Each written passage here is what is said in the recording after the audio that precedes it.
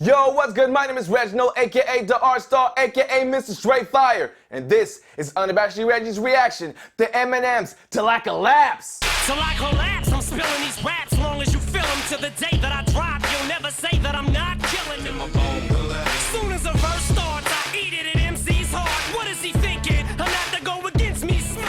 Cause I don't really think that the fact that I'm slim matters. A black and platinum status is whack if I'm not the baddest.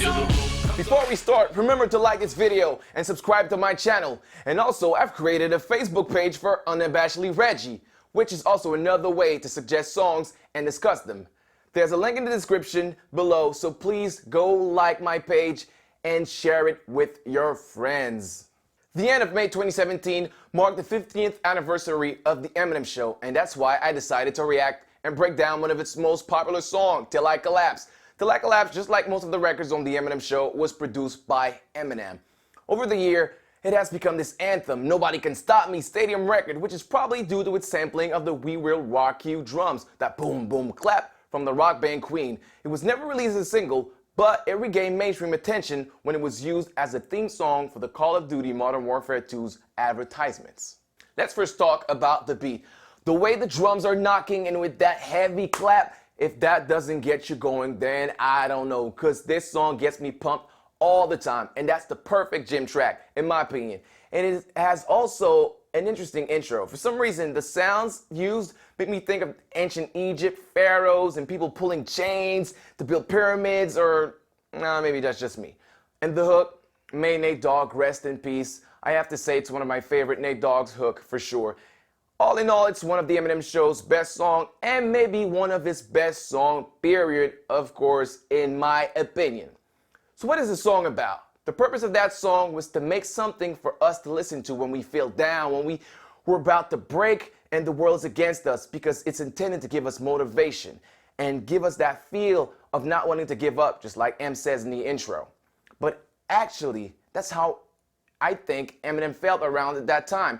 Remember, he was the biggest pop star in America, and at that time, he was coming off the best-selling hip-hop album of all time, which is the Marshall Mathers LP. So he started to feel the pressure and all the criticism and the lack of respect from the media and the hip-hop industry as a whole. And that song is his retaliation.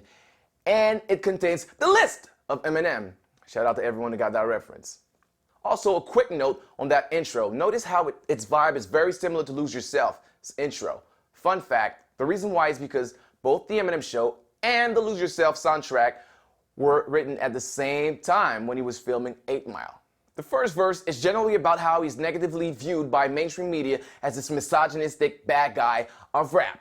Now, the way that I break down verses, I highlight the rhymes, then explain, interpret the lines. The main sound of these verses are the illin sounds, as in spillin', killin', the op-ot sounds like in drop, shot, or swap, and words with NM sounds like pennin', sinnin', or women, venom, or even Eminem.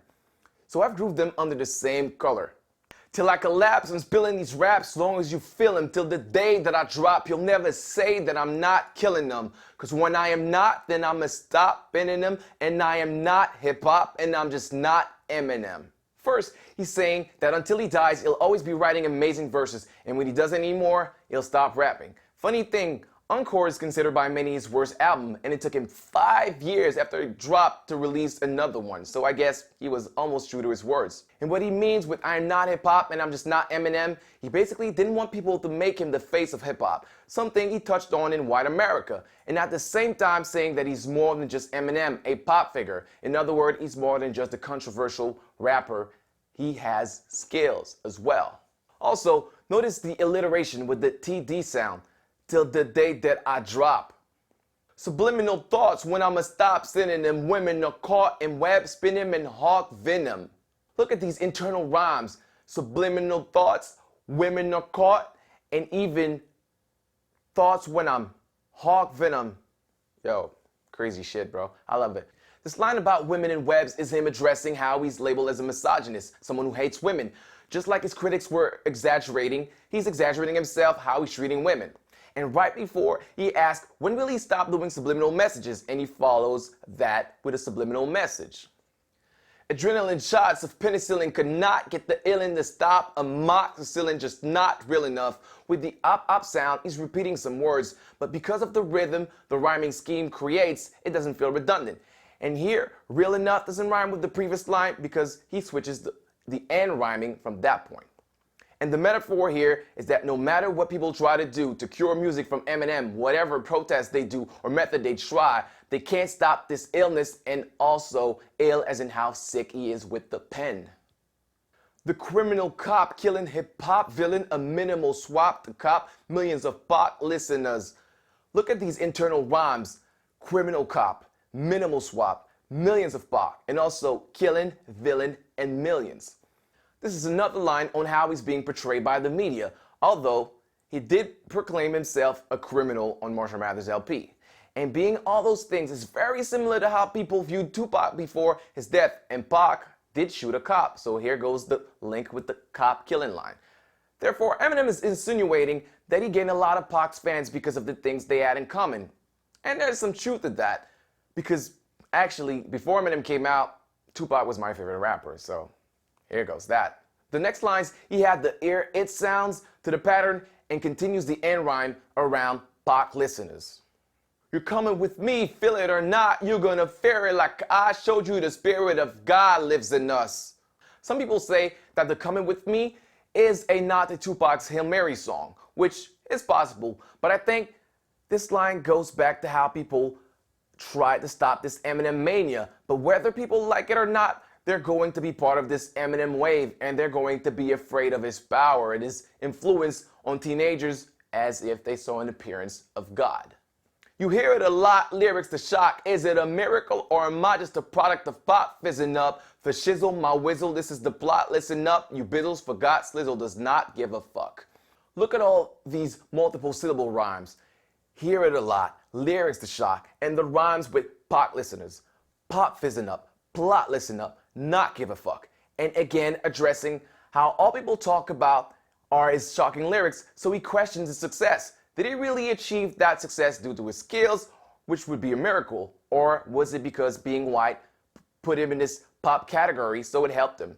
And he asked that last question with the play on the word pop. Pop is also a slang for a soda or a soft drink, like Coca-Cola. And fizzing is how you call the bubbly effect when you open a can of soda. In other words, is he the result of pop music doing its thing? Also, a nice cool nod to Snoop Dogg with the use of Izzle, and Slizzle here is himself, Slim. The second verse is about how he's viewed by the hip-hop community and his peers, and how he wasn't considered as one of the greats. Today, Eminem gets all the credits, and he's called the rap god, but at the height of his powers, I think hip-hop purists were reluctant to put him on list of the greatest because they kind of discredited him due to him being this huge mainstream pop figure. Things sure have changed. Let's look at the last 8 bars of this verse, where he makes his own list. For this one, I'm not going to go over each words, but I like to highlight how he built his own list around the rhyming scheme of those last 8 bars, which is the sounds followed by the NE sounds. So Reggie, that's Ren Man, real name Reggie Noble, Jay-Z, Tupac and Biggie, Andre from Outkast, Jada, Corrupt, Nas and Demi. But you know what? All these people, they just made the list! And the whole rhyming scheme continues around that. Lot of envy, not offend me, bothering me, problem with me, God to give me, Bobby and Whitney. That last line, he makes a reference to Bobby Brown and Whitney Houston, who've always been in the press for the drama surrounding them, so he puts himself in the same category by saying that the press also loves him because he gives them something to write about. And like I said, this verse was about how he's viewed by the hip-hop community, the industry. Basically, he says that he was hated by a lot of his peers, maybe because they felt that he was all hype because of his skin color, yet they know he has to be respected for his skills. Also, he says he doesn't care about being left out of hip-hop lists, but interestingly enough, 8 years later, on Recovery, on the song 25 to Life, he does say that he was hurt by being left off the hottest MCs list of MTV. The last verse is basically his response to the critics and the hip-hop industry with a fire verse. This verse could be broken down into 2, both in terms of content and rhyming scheme. The first 8 bars are about the credit he doesn't get and feel he should be given because he's one of the best. The rhyming pattern is mostly around the phrase every word, which can be broken down into 4 sounds: the the the e, and the sound, as in word or first. But really, you'll notice that it's the every word that comes back pretty often. Soon as the verse starts, I eat it at MC's art. What is he thinking? How not to go against me, smart? Here you also have a 4 syllables rhyming with an MC's art against me, smart. And Eminem is saying how rapper know better not to get into beef with him as soon as they hear him rap because he's so good. And it's absurd how people hang on every word. I'll probably never get the props I feel I ever deserve. Again, just like in the first verse, he's talking about how all people see is the controversy instead of his actual skills.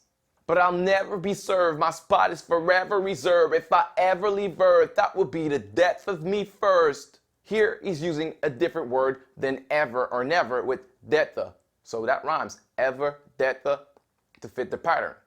Cause in my heart of hearts, I know nothing could ever be worse. That's why I'm clever when I put together every verse. In those 4 bars, he says that no rapper will ever get the best of him and that his spot in rap music is forever solidified if he were to die. But if someone were to serve him, that would be his figurative death because he couldn't take that. And that's why he stays clever when writing every verse.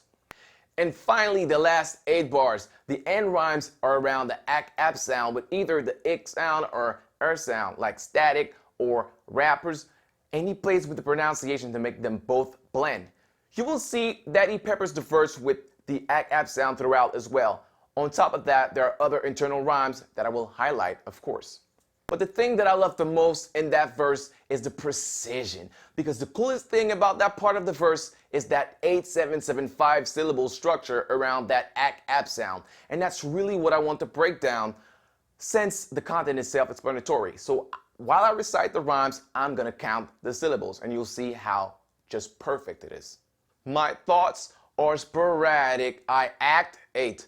Like I'm an addict, I rap 7. Like I'm addicted to smack 7. Smack is a slang for heroin. Like I'm Kim Mathers 5. So you got that 8-7-7-5 and it goes on again that way. But I don't wanna go forth and back in constant battles. The fact is I would rather sit back and bomb some rappers. Again, just follows it, and every time it ends with that act sound. So this is like a full-blown attack. I'm launching at 'em. The track is on some battling raps who want some static. Cause I don't really think that the fact that I'm Slim matters. A plat and platinum status is whack if I'm not the baddest. Like, this, it's, because you need to understand how hard it is to write that way. Just to be able to say something and follow a very, very specific structure. It's amazing display of skills by Eminem. But let's not forget also the internal rhymes in that verse. You have constant battles, bomb some rappers, launching at 'em, on some battling, want some static, and also backing, fact is, track is, battling, whack if. Amazing verse! And that's it, folks. This was a longer video, but this song is legendary, so it deserves every minute it needs. So I hope you enjoyed it. And remember, like this video, subscribe, leave a comment or a suggestion below. Until next time, this has been Unabashedly Reggie. Thanks. It's been real.